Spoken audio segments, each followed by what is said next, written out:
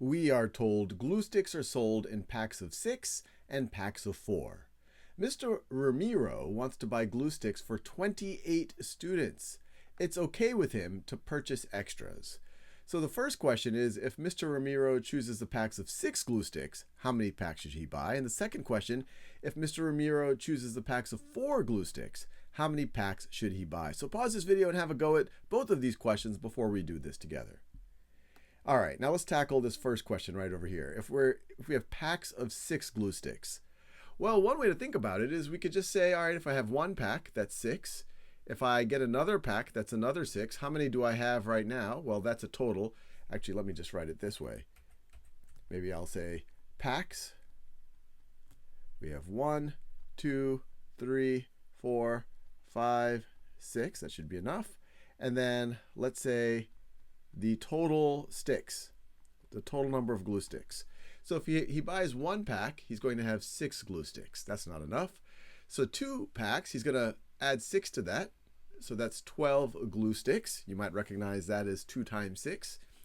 That's still not enough. We still don't have 28. So let's add another 6. That's 3 packs. We get to 18. I'm just adding 6 each time.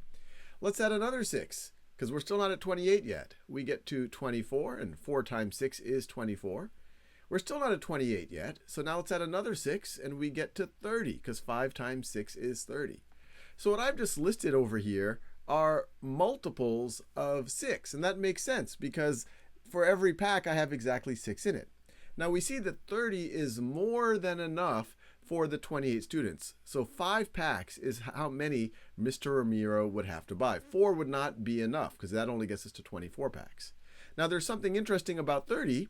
It doesn't get us exactly to 28. So we have a remainder here. We have 2 extra glue sticks. And that's because 28 is not a multiple of 6. Or another way to think about it is 6 is not a factor of 28. So we are going to have to overshoot. We're going to have to buy a little bit extra. Now let's think about the situation with when we have packs of 4. So I'll do the same thing.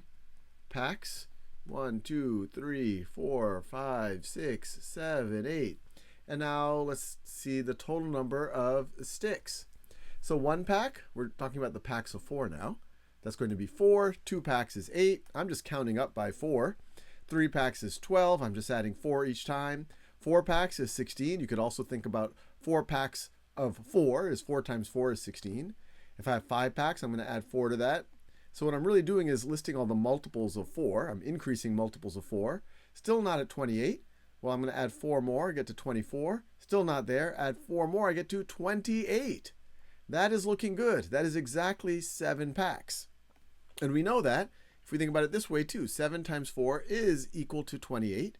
Another way to think about it is, because if I take 4 and I multiply it times a whole number like this, I get a multiple of 4. So 28 is a multiple of 4, or 4 is a factor of 28. And then I would buy exactly how many I need with no extra.